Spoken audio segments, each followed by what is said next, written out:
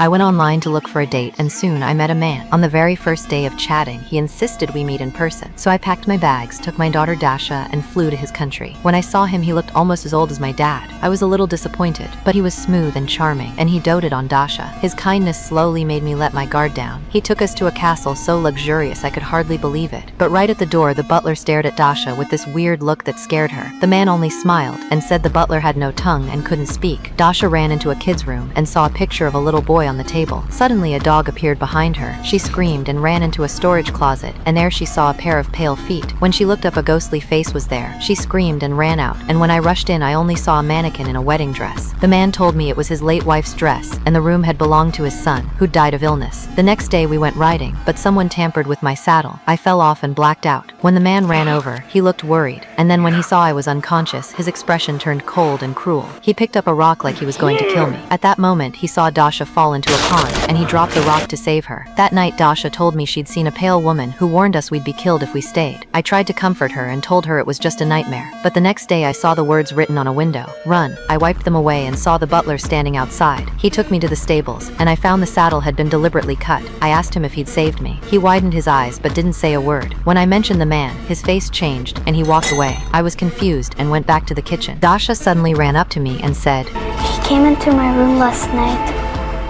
What did he do?